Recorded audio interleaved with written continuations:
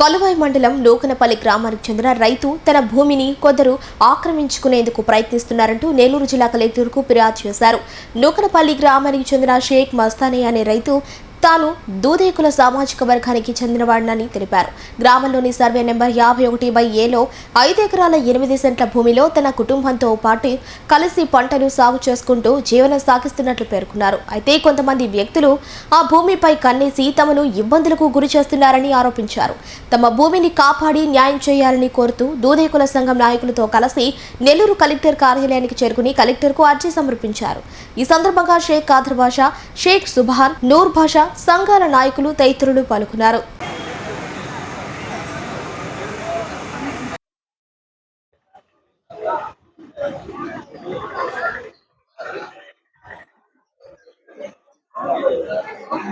ఈరోజు కలవాయి మండలం నూకనపల్లి గ్రామం నుంచి మస్తానయ్య భూమిని అక్కడ ఒక ధనిక కులస్తులైన వారు కబ్జా చేసి నిన్న ఆదివారం 9వ తారీఖున పోలీసు వారు ఎస్ఐ గారు పంపించి దున్నించడం దారుణము.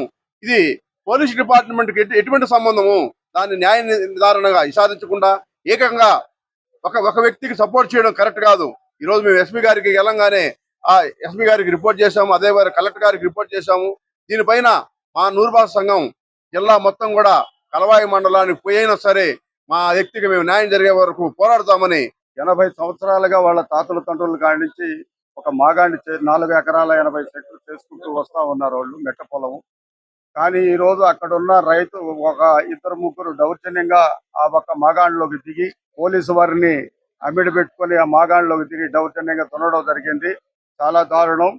దీని మీద మేము నూరు భాష సంఘం తరఫున అయితేనేమి తెలుగుదేశం పార్టీ తరఫున మేము దీన్ని ఖండిస్తూ దీనికి ఎస్పీ గారికి కలెక్టర్ గారికి కూడా మేము దీన్ని తెలియజేయడం జరిగింది. వారు కూడా దీని మీద స్పందించి ఇమ్మీడియట్లీ ఎంఆర్ఓ గారికి అక్కడ ఉన్న పోలీసు వారికి కూడా తెలియజేశారు. ఇమ్మీడియట్లీ దానికి సాల్వ్ కానీ చేయకపోతే బాగుంటుందని. మీరు ఏదైనా కూడా ఈ మీడియా తరఫున ఒకటే చెప్తున్నాను, బలవంతుడు బలహీనులని ఏ విధంగా ఇబ్బంది పెడతారనే దానికి ఈ సంత నూతనపాడు ఒకటే నూకనపల్లి ఇది ఒక్కటే నిదర్శనం అనేది మనం చెప్పుకోవాలి. 80 సంవత్సరాల నుంచి చేసుకుంటున్న ఈ మాగాడిని మధ్యలో ఒక 2-3 వచ్చి దాన్ని ఆక్రమించడం ఏంటి? మన భారతదేశానికి స్వతంత్రం వచ్చి 80 ఏళ్ళు అవుతా ఉంది రేపటితో. కానీ ఇంకా పేదవాడు ఇలాంటి బలవంతుల ముందు లొంగిపోవాల్సిన పరిస్థితి వస్తుంది. ఇది కరెక్ట్ కాదు.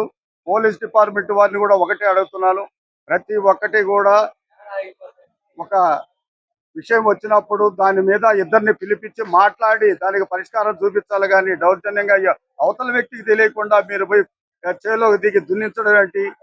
మీరు ఎంత తిన్నారు? మేము ఏ విధంగా అనుకోవాలి? ఈ విధంగా ఇది కరెక్ట్ కాదు. మేము అతి త్వరలోనే అదే మండలానికి వస్తున్నాం. ఆ మండలాన్ని కూడా మేము సందర్శిస్తాం. ఆ మండలానికి వచ్చి పోలీస్ స్టేషన్కి వస్తాం, ఎంఆర్ఓ ఆఫీస్కి వస్తాం. న్యాయాలు విచారించి దానికి ఎవరైతే బాధ్యులై ఉన్నారో, ఎవరైతే దౌర్జన్యంగా ఉన్నారో వాళ్ళ మీద తక్షణమే కేసులు పెట్టేదానికి కూడా మేము వెనకాడమని చెప్పేసి కూడా కోరుకుంటూ సెలవు. మా నాయకులందరూ ఉన్నారు ఇక్కడ. జరిగిన అన్యాయాన్ని మీ ఎంఆర్ఓ ఆఫీసు మేము ముట్టడిస్తున్నాం.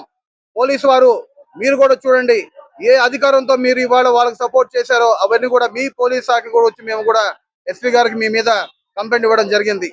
ఖచ్చితంగా మా మస్తానయ్యకి న్యాయం జరిగే విధంగా మా కుల సంఘం తరఫున 157/215 మా కమిటీ తరఫున మా అధ్యక్షులు బాబుజాన్ గారు, మా రాష్ట్ర కన్వీనర్ కాదర్ బాషా గారు, మా యూత్ జనరల్ సెక్రటరీ షాజాద్ గారు అందరం కలిసి కూడా మిమ్మల్ని ముట్టడిస్తాం.